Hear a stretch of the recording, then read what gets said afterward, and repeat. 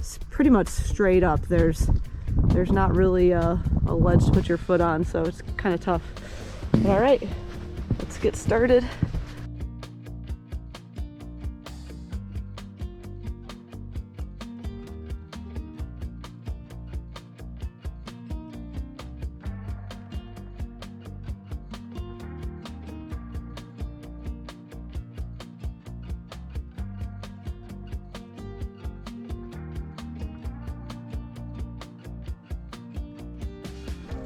Concerns I have when taking the dinghy to shore are slipping on a rock, stepping on a mussel, falling on a mussel, falling and cracking my head open. And also I'm concerned about the dinghy hitting the barnacles on the rocks and the mussels that are on the rocks. That could slice the dinghy, pop a pontoon. You'll also notice as it starts to rain that when we had our spare lines here on the middeck, we used a separate line around the tree.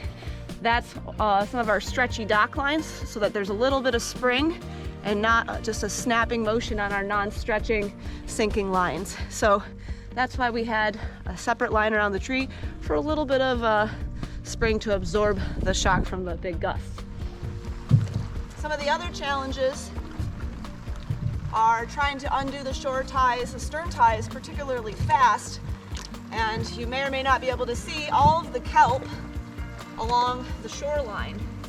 It's nearly impossible to drive the dinghy in that thick of kelp. It wraps around the propeller and stops it from spinning. And so you really have to row. The oars get stuck in the kelp too, so you can really only use one oar and sort of row off of the side or the bow of the dinghy, which is not very fast when you need to go fast. So it requires a lot of thought and planning, which we are still trying to perfect, but alas, we're starting to get the hang of it, and it definitely helps when there's not too much wind.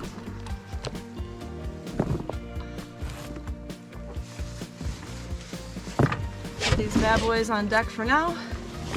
Figure out where they go later since they're all wet and salty now. And just waiting on Curtis to do the bow lines and the stern ties. But wow, I can't believe how peaceful it is right now. And I hope Curtis gets his butt moving. I'm sure he's checking out weather, he's checking out the route. It's very rarely a dull moment here. So, and maybe I'll even start on one of the bow ties. I think I'll do that so that I'm still doing something here. Good morning, everybody. We are just about to let the lines off and take off out of this anchorage. Kate is upstairs taking the lines off as we speak, and I'm downstairs doing a little bit of the weather routing. So we are in uncharted territory again. So I'll show you our route and what we are going to follow and what charts that we have for this. But first, let's talk about the weather. Last night and yesterday we tied into this place with a bunch of lines because it was really blowing hard. Today we've got a slight opening in the weather in order to make our way north and get into what I'm going to call the next band of wind or level of wind. The further south we are, the stronger the winds are. And on Saturday we're supposed to have up to 60 knot gusts, which we want to get out of. Today we can move. Tomorrow there's going to be some really strong winds. It's going to blow really hard out of the west. Possibly we could just reach under our staysail, but we want to avoid sailing in 30 plus, gusts to 40 if we have to. Moving. So let's look at the weather and let's look at our route for the day.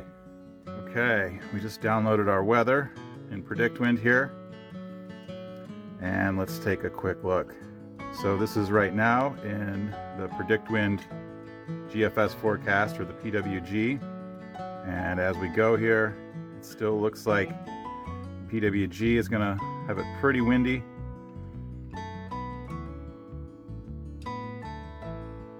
So let's pause on this and let's go take a look at some more forecast here. Here's the ECWMF. And basically this is about the time we're going to be moving. So about 10 o'clock today. And then on into about 5 o'clock 6 o'clock this evening. So that doesn't look too bad. We can handle that. We may need to do a little bit of motoring. Let's take a look at the GFS as well. GFS maybe have it showing a little bit lighter, but these forecasts are starting to come together a little bit right now. So maybe some sailing or maybe motoring upwind, and then likely just motoring, and then maybe a little bit of a reach at the end as we get up this way. So this is what I'm talking about, that wind band. You can see these islands shield a lot of the wind with these big mountain tops, and if we can get up in here, we can be a lot safer over the weekend in the big breeze. So we'll see if we can go to Saturday here, and you can see this whole area just turns dark red. And then let's get into the gust forecast as well, and you can see this is just nasty stuff, way up above 50 plus. And so we want to get out of down here, and we are going to actually hope to try and get up here, which will maybe get us out of the big stuff. Now let's take a look at our route. We're talking about sailing in uncharted territory, and these are the best charts that we have, actually. You can see there's no depth markers. There are some charts which give outlines of the land and some rocks, but nothing in detail at all. And like I said, this is the best that we have. This is the anchorage that we are going to, which is called PUERTO NUTLAND, but it looks to be a pretty good place where we can tie in. And to give you a little more detail of our navigation that we have in our book here, we're going to go from here and up this way. As far as information that we have in the book, you can see that this is all that we really have as well. Just a dotted line through here and a dotted line through here. And so we've replicated that on our charts, and we're going to follow it as best we can, but also be extremely careful and on the lookout, because there's lots and lots of small little islands and little rocks and everything like that in here. So we're going to be on watch very closely. Okay, let's get the engine started and work our way out of this little bay. This is going to be the most difficult part. This small bay that we're in, there's not a whole lot of room on either side, so we've got to make sure that we don't get hit with any gusts on the way out of here. And as you can see on the way in, there's really, you know, a narrow way in and a narrow way out between this kelp. All right, let's get moving. All right, guys, Curtis made it out here. He's working on the bow. Starting to swing a little bit already, but the anchor is down and should catch us.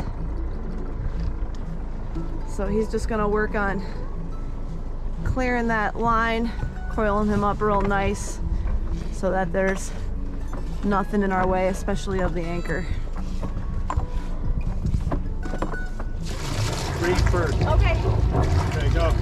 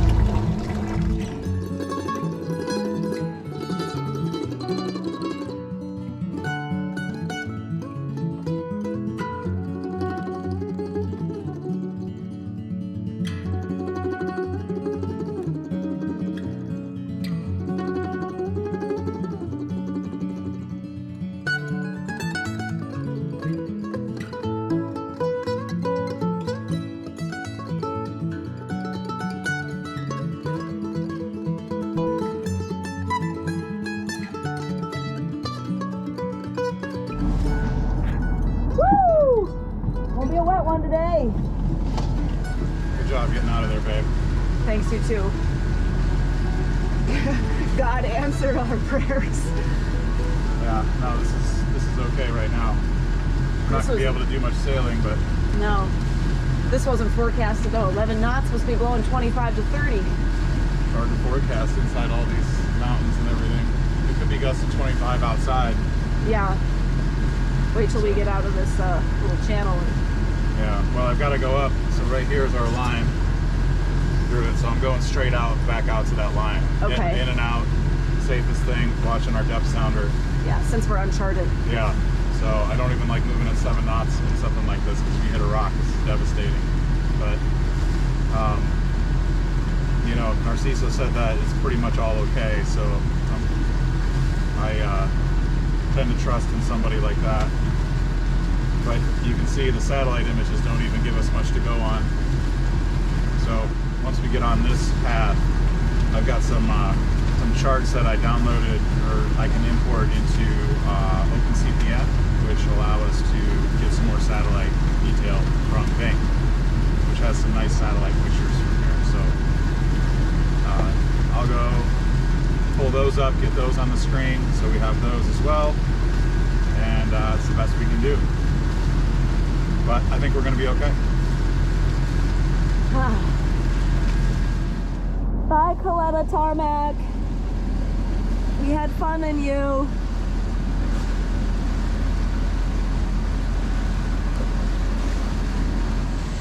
Hey guys, sorry my hair's a little bit wet. It is going to be raining all day, a lot of rain. Would have been a good rain catching day, but we've got big weather coming in about 2 days, and so we want to try to move north to avoid those big consistent winds. We'll still get the gusts, but we want to avoid consistent 40-knot winds.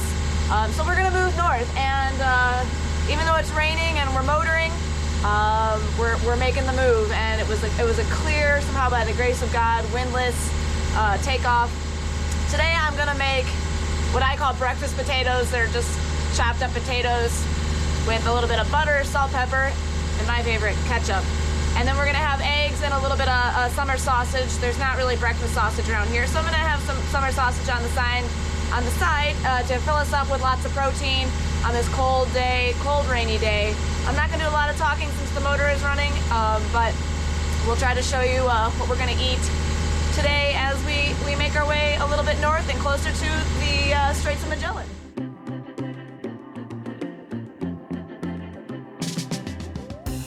I started with the sausage, cut off the ends for Roxy so she can have a little treat later. And while the sausages are cooking, I'm going to chop some potatoes.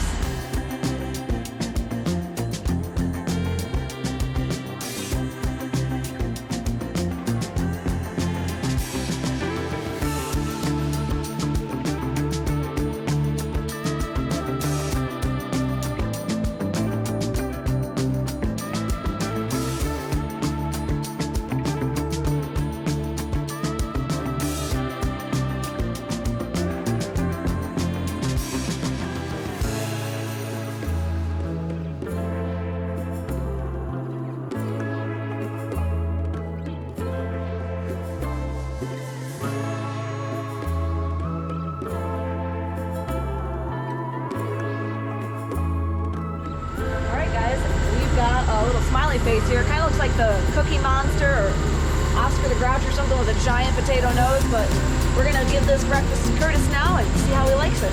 All right. Oh my God. The best navigation breakfast ever, I think. See how he's smiling at you? Ah! It's a smiley face with a giant potato nose. Oh my God. Good? That's made with some love right there. I figured. This ought to fuel us up pretty good for the whole trip. Yep. Wow. It's cold out too, so this is perfect. Yeah. Wow. You did like an amazing job. Right. Time to finish my breakfast. See you in a bit.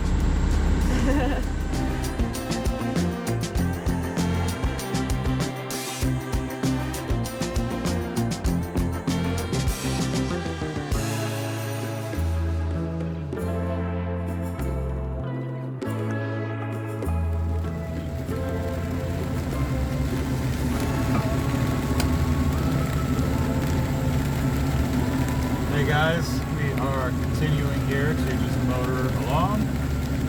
It's rainy, it's cold, it's not a great day for sailing. The wind is kind of ahead of us. We could technically tack through this.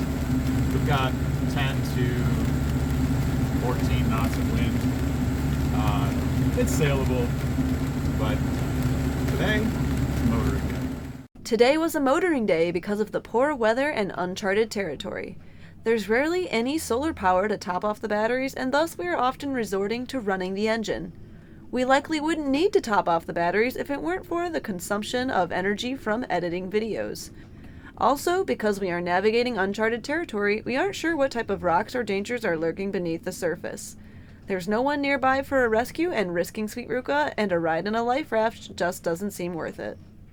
The channel is not overly narrow and could be sailed, but with the amount of time it would take tacking and the lack of information from the charts, our goal was to make it to the next anchorage before dark. While we prefer to sail, sometimes escaping bad weather is king, and so we took our shot through the low-lying clouds and rain to make it further north.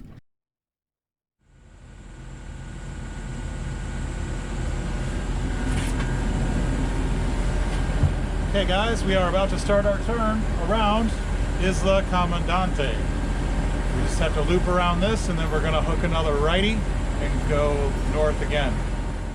If you ever need me, baby, just call me. I'll waste no time, love, I'll come straight to you. All the river's wide, dear, and the road is muddy. Even if I gotta swim there, you know I'll be there soon. I love you like a garden underneath the rainfall, cooling off a heat wave in the summertime. Are you the kind of woman a man can get used to? I'm the kind of man that I want to make you mine. If you ever need me, honey, just call me. I'll waste no time, love, I'll come straight to you. Oh, the river's wide, dear, and the road is muddy.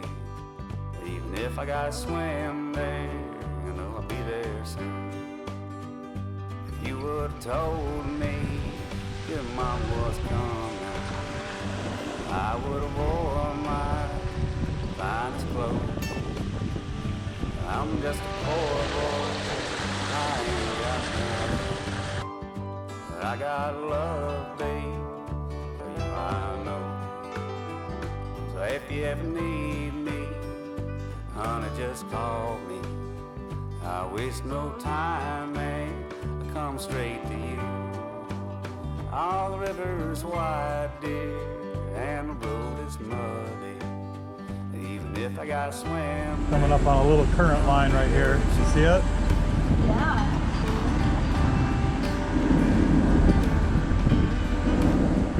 So I don't know if you guys can see this, but you can really see the current change in here. You can see the lines in the water, and you can even see it on the satellite map. So there's a lot of changing currents around here, which we have to take a little bit of a note of. I got your letter, dear, mail on Sunday. The words you said was so plain to see. Oh, you don't want me coming around no more. I don't want no love that don't love me. Ah, but if you ever need me, honey, just call me. I'll waste no time, love, I'll come straight to you. Now the river's wide, dear, and the road is muddy. Even if I gotta swim. It's a rainy day here in Patagonia, that is for sure. We're just coming around a few rocks. We're about 5 miles out of our anchorage, so we should be there in about an hour. We kind of want to keep on pushing through because we think we can make this tidal gate right at the end of slack high water, which would allow us to kind of push through almost the right time. Maybe a little late, but we can handle it because we've got a good sized engine that we can motor at about 8 knots. So even if the current picked up to 5 or 6 knots, we could still maneuver through there. But we're not going to do that. We're going to pull into the anchorage, We're gonna play it cool. We're gonna chill out, have a good evening, and then we can relax tomorrow morning, waiting for the tidal gate to open again at about 2 o'clock in the afternoon. But this is why it's so important to really keep a good lookout. These rocks that you're going to see here are not on any of the satellite pictures. I don't know if they're obscured by clouds and just you know, the data is modeled by AI or something like that. But they are not in the satellite, and there are not charts here. So check these out.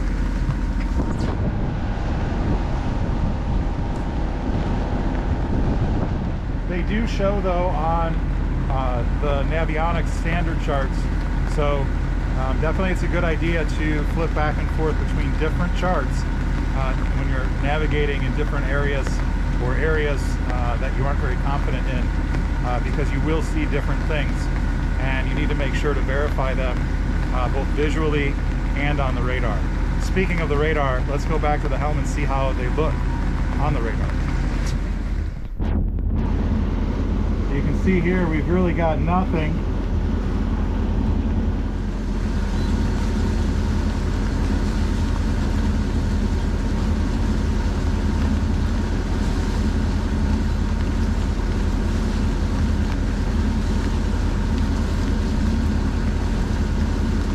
There we go.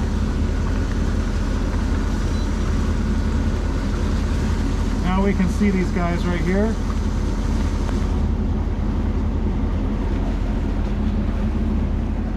So you guys can really see the difference right there in the settings of the radar. We had it in offshore setting, and we're in inshore and calm water. So these islands weren't showing up because it wants to filter out waves, and that's what it thinks those were. It's just a bunch of waves. So switching it to harbor mode and calm seas mode was able to pick those up no problem. Take another look.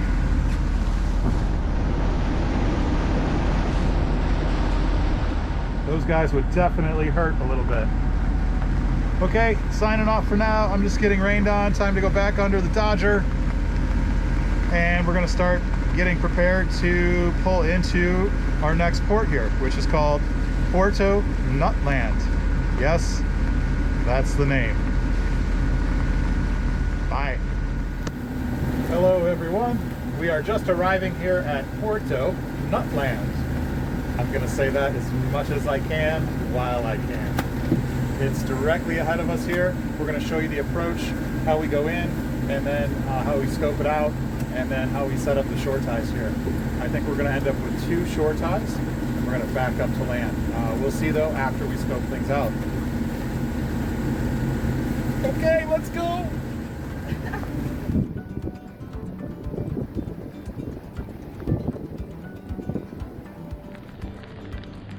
See where those ducks are? That's a path. It's narrow. Always before anchoring at the Caleta, we lead in with the bow to check the depth and do a visual search for rocks and kelp.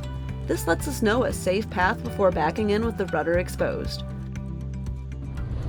1274. 12 meters. Yep. That's 36 feet. 26 right now. Yeah, We're at high tide. so I think you drop your anchor like right around in there. So there's a big kelp patch right on your bow right here. Can I go up there and look, please?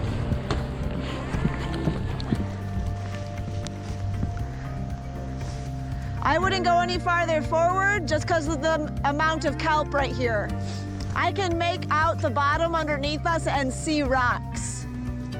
We found that taking one rope in the dinghy to tie to a tree first, while Curtis drops anchor and reverses in, works best for us.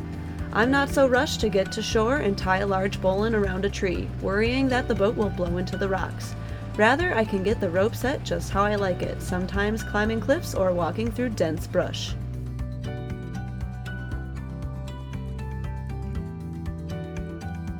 Then, once the rope is tied, I can row through the kelp and meet Curtis as he's finalizing the setting of the anchor.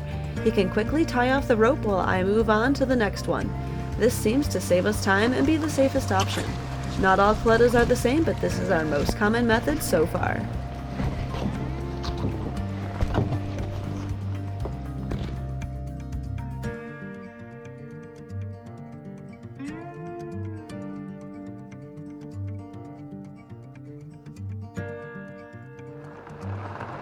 Remember, you're at high tide.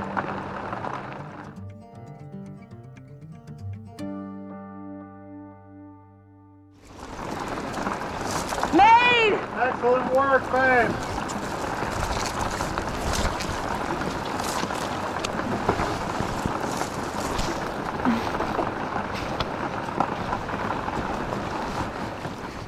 Nailed it.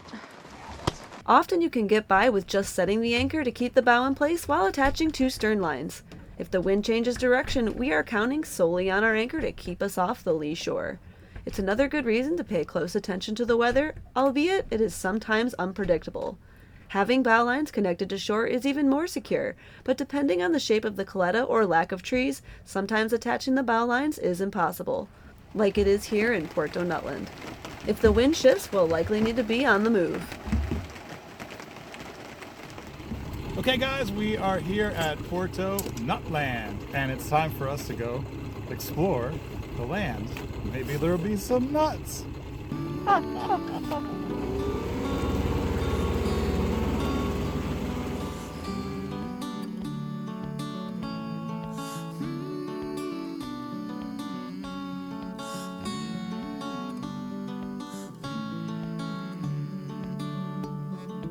Let's say it's a boat that we're all in together, that barely stays afloat while we all discuss the weather.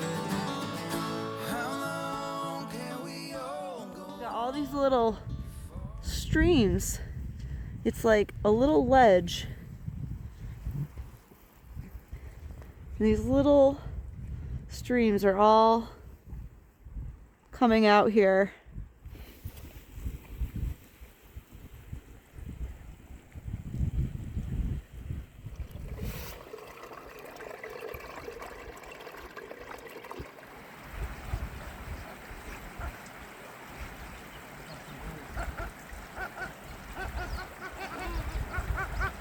The ground is spongy underneath our feet. This is some of the coolest terrain that we've ever seen. It's almost swamp-like, but we're surrounded by these woods and it's probably about, I'm gonna guess 3 or 4 degrees Celsius.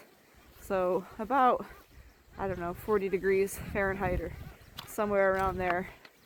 The birds.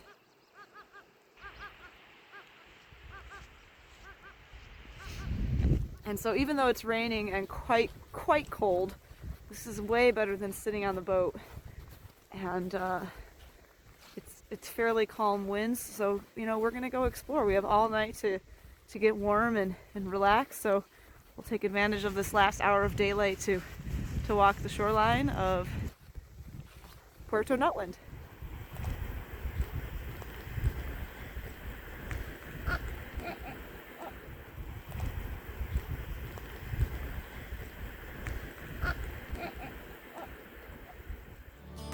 Let's say it's a bed we all know is on fire. Pharaohs spin our heads, but no one calls out liar. How long can we all go on before we change our ways? I think Roxy wants to get across the creek to go get the ducks. But I don't know if that's a good idea. Isn't that water cold?